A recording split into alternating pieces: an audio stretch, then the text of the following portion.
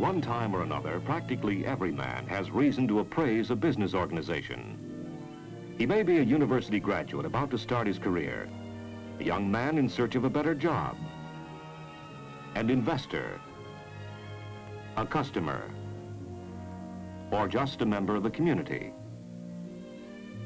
In any case, there's always one thing about that business organization in which he's always interested: growth. It's not so much how big the company is at any particular time. What's important is how much it's grown in the past and how things look for future growth.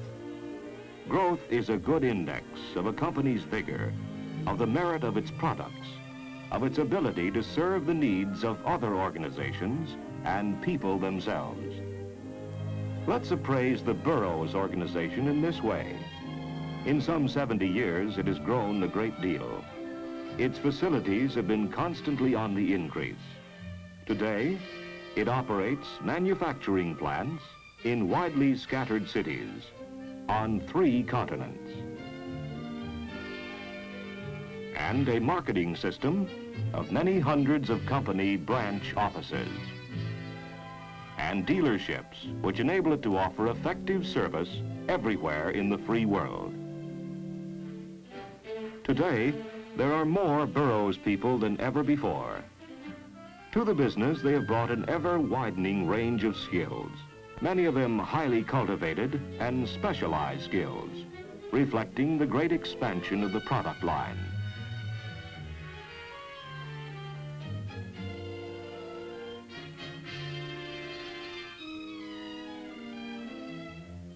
The historic and still major Burroughs product, the mechanical accounting machine, is now complemented by many other products. Products employing the familiar mechanical works, and others the newer techniques of electromechanics, electronics, and magnetics.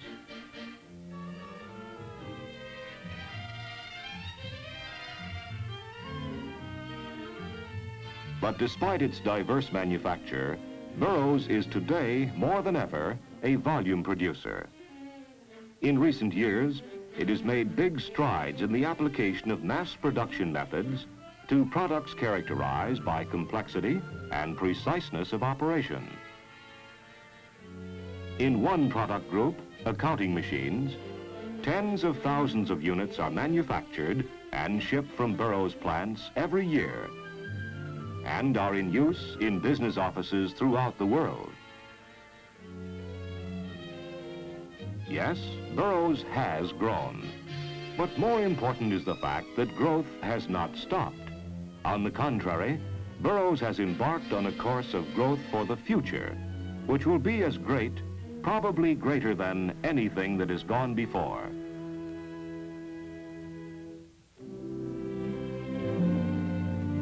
But before we look ahead, let's turn backward for a moment to consider how all this began. It began with this, the world's first practical adding machine. William Seward Burroughs invested 10 years of his brief life in its development. It was placed on the market in the year 1886. For several difficult years, while the fate of the new machine was in doubt, this was the Burroughs organization, a little machine shop in the city of St. Louis. Mr. Burroughs had worked in a bank and well knew what prolonged mental computation took out of a man. Now, he had devised a machine which computed totals with cool and unchanging accuracy. He believed his machine had a big future among banks, that they would eventually buy as many as 8,000. There were then 8,000 banks in the country. Back in the 1880s, this was considered an estimate of majestic dimension. As it's turned out, the market developed a thirst for adding machines, which 70-odd years of volume production has not yet satisfied. Here is the youngest descendant of Mr. Burroughs' invention, the 10-key adding machine. The technique of fabrication and assembly has been perfected like the machine itself. Parts are joined together by skilled and practiced hands. Little mechanisms grow into bigger mechanisms with a smoothness which is the product of 100 refinements. Again and again, checks and inspections are made to detect errors before they become expensive to correct. Such efficiency is not for show. Competition makes it necessary, for the adding machine is now the product of an industry. The Burroughs machine must compete not only in quality but in price as well with a dozen others.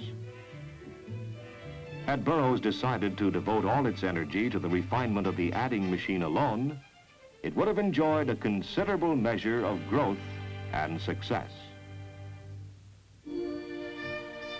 For from the very beginning, the adding machine was of real service.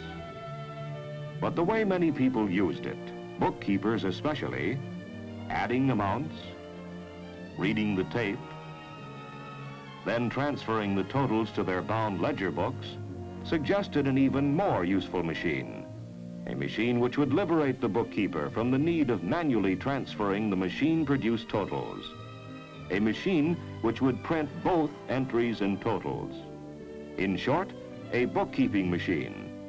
When this machine was devised, the old bound ledger, the sacred book of accounts, was dealt a mortal blow.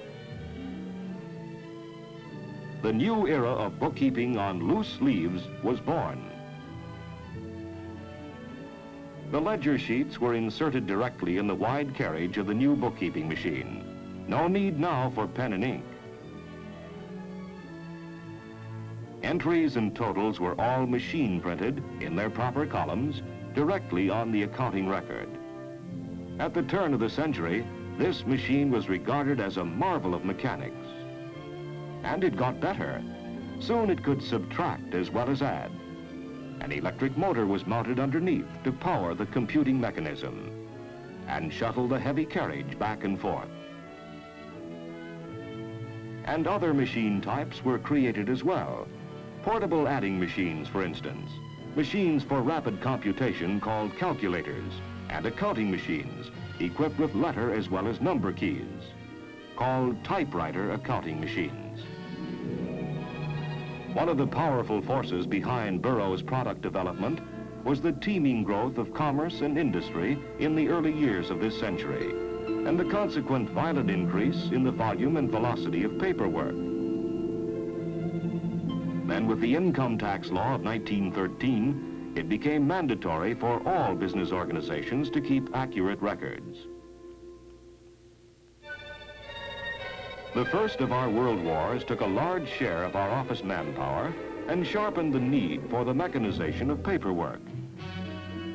Then beginning in 1933, a series of laws was enacted which resulted in massive increases in the burdens of corporate accounting.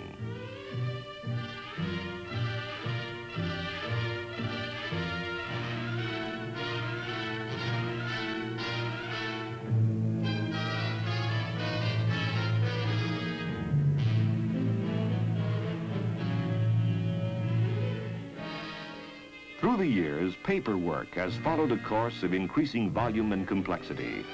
Consider payroll in this light, for instance. Not too long ago, it was fairly simple. Easily computed amounts of hard cash were distributed on payday. Now, it is a major job of computation, of accounting, of record keeping, and governmental reporting.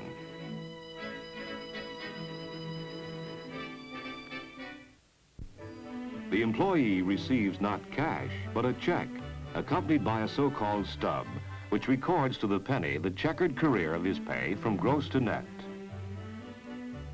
Reporting to the government, city, state, and federal, has grown into a dense and enveloping fabric of computing and accounting. Even for the company of middling size, this will involve in a year's time many thousands of reports. Many thousands of hours of clerical time. It is a major corporate expense. Other factors too, higher rates of corporate taxation, rising material costs, rising wages and salaries, and keener competition have made it increasingly difficult for business to remain profitable. Under these mounting pressures, business is turned to the office and its paperwork operations in a program to boost overall efficiency. In its thinking, the business machine looms up larger than ever before. Like the production tool of the factory, it is an essential instrument of cost reduction. The development of such production tools for the office has been Burroughs' main business in the past.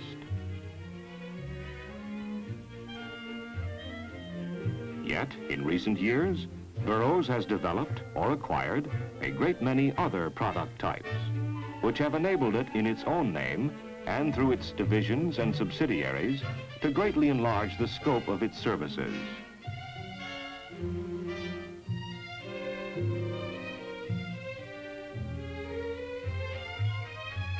It now manufactures such established and familiar products as inked ribbons for typewriters and other business machines, carbon paper, bank checks and other business forms, check protectors and endorsers, accounting systems for small businesses. Then there are the newer products. Burroughs Ticketeer, for instance, which makes ticket selling ridiculously simple. New York to Chicago, yes, sir. The Chicago printing matrix is selected,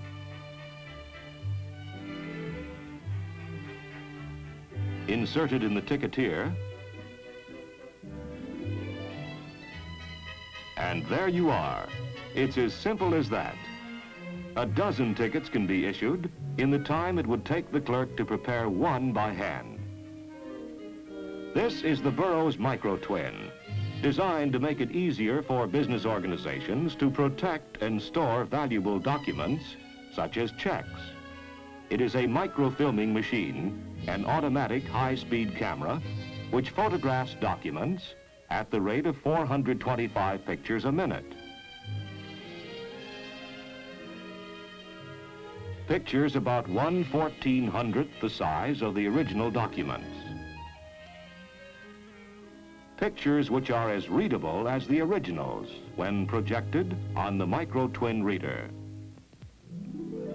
In recent years, Burroughs has reached out beyond its traditional bounds into the vast new technology of electronics in its continuing quest for better products. It has built the laboratories and organized the staffs of many hundreds of specialists to support a large-scale development program in this field. Because of the very newness of the technique, such a program is of long-time range. The roots of a new product often go deep into the subsoil of research, to the evaluation of basic scientific findings and the clarification of ideas for employing these findings. The cycle of product creation often begins with tools as simple as a blackboard and a piece of chalk. Still at the basic research level, when ideas move into the realm of materials, the development program is characterized by the use of complex laboratory apparatus for processing, for analysis, testing, and measurement.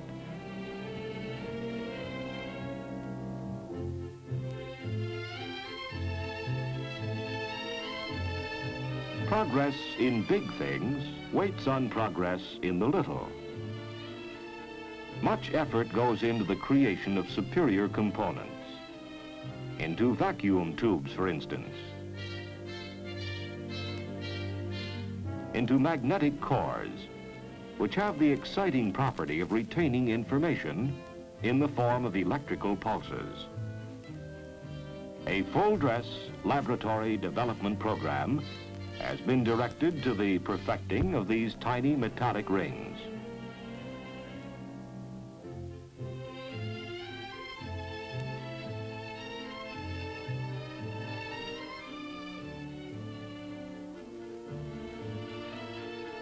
Gradually, components are linked and assembled into larger product elements.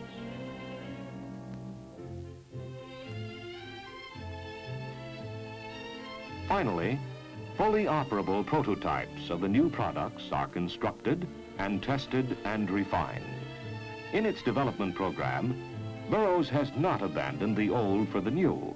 Instead, it has joined them, mechanics with electromechanics and electronics, gear and ratchet and spring, with solenoid and vacuum tube, the principles of physics and moving parts with the properties of electricity.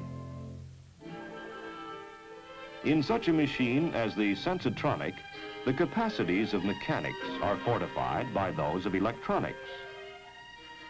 Key figures are automatically recorded in the form of electrical charges on a magnetized tape on the ledger sheets themselves. The Sensitronic automatically reads these figures and computes with them. Such a machine promises to bring about big savings in one of the major data processing jobs of the business world, bank statement posting.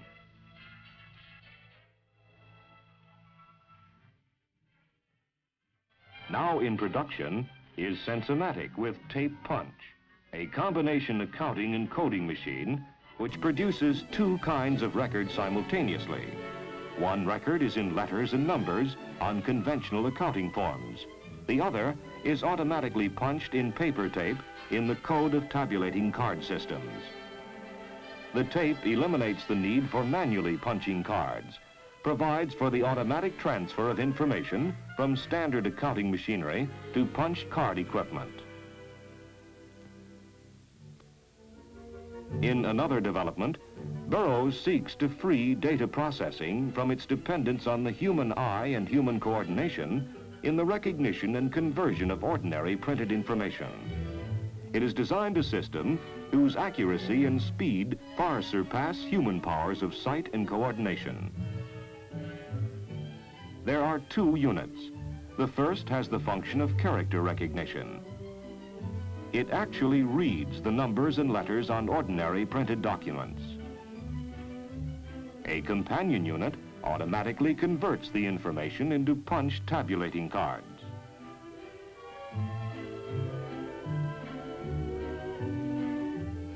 In this case, the serial numbers on travelers' checks have been read and transferred automatically to punched cards. In the future, character recognition may well form the automatic link between information printed on ordinary documents and integrated systems for sorting, computation, printing, and other functions. A highly automatic Burroughs data processing system is based on the coding of information in the form of fluorescent spots. Under ultraviolet light, the radiations of the spots are employed to activate high-speed machinery. Immediate application of the technique is in the field of bank posting. The bank first encodes the account number and other information on customer checks.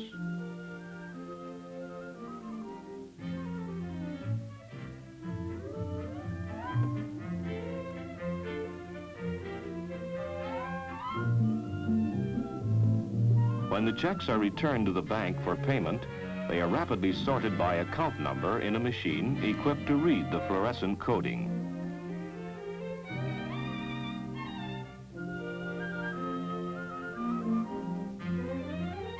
The process culminates in the Bankomatic, which incorporates reading, coding, and control mechanisms which combine to make posting highly automatic. The operator simply enters the amount of each check as it appears in the viewing station. The old account balances are read automatically from a punched paper tape. New balances are computed and printed automatically on a journal and simultaneously punched in a new balance tape, which is used in posting the following day. This tape record, incorporating current balances of all accounts, permits the completely automatic preparation of customer statements. This system of posting and statement writing, employing fluorescent coding, promises to effect major advances in banking efficiency.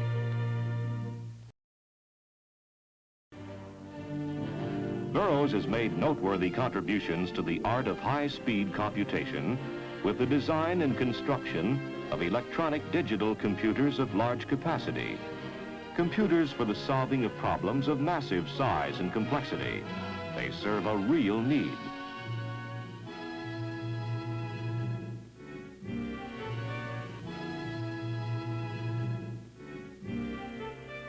But just as insistent has been the need for smaller electronic computers, suitable for engineering, scientific, and commercial problems of medium size and complexity. Such a computer is Burroughs E101, compact, low cost, versatile, and very easy to operate. Its introduction marked a big step forward in making the electronic computer a common working tool of the laboratory, the workshop, and the office.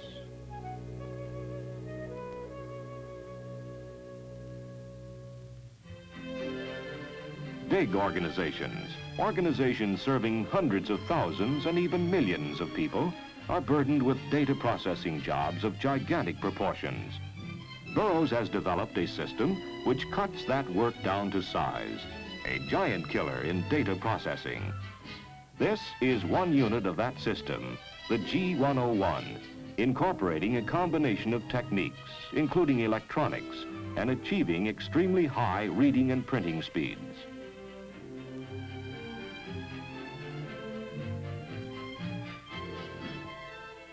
It reads coded information on punch tabulating cards and prints that information out at the rate of 500 characters a second on business documents. The G101 is used alone or as a unit in a Burroughs data processing system. A fact of great importance to Burroughs' growth is that techniques employed in its commercial products correspond in surprising degree to techniques employed in national defense. Thus, in recent years, in research and development and in production, Burroughs has been able to serve the armed forces of the United States in constantly increasing measure. Burroughs builds navigational instruments for aircraft, systems for controlling the fire of naval vessels, components for missiles, computers for anti-aircraft guns, and high-altitude bombing systems. It builds electronic computers which occupy an important station in the nation's great radar defense network known as SAGE. SAGE is an incredibly fast data processing system which not only gives early warning of the approach of hostile aircraft, but marshals and directs the flight of the fighter planes sent aloft to hunt them down.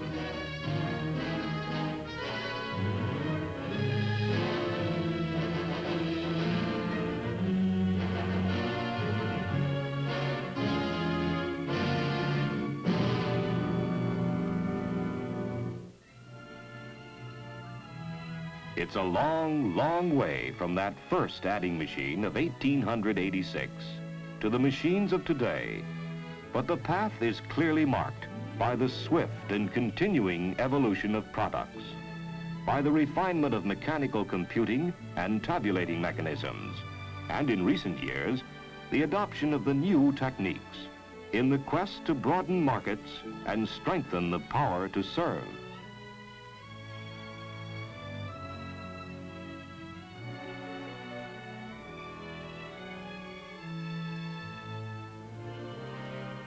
Yes, product development is the major force behind company growth. But we do not forget that growth receives its initial impulse from the will and the courage to grow, from the vision, the ability, and the experience of men charged with major executive and policy-making responsibilities.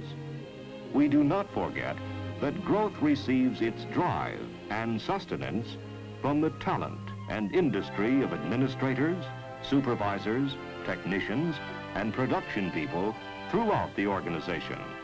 Yet, the product which is the fruit of that coordinated effort does not completely express Burroughs' service to its customers. These products must be intelligently and effectively applied to customers' operations. This calls for careful selection and thorough training of sales representatives in information processing methods and product application. It calls for the intensive training of servicemen in product maintenance and repair.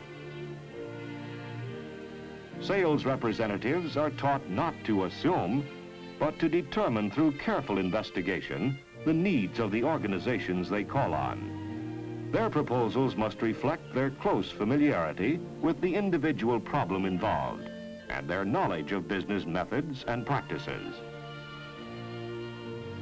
The recommendation for a product installation, if one is needed, is based on clearly demonstrated facts.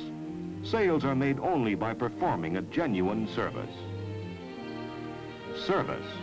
The entire corporate effort centers on this working principle. What success Burroughs has enjoyed in the past is beholden to it. In it lies the way to future growth.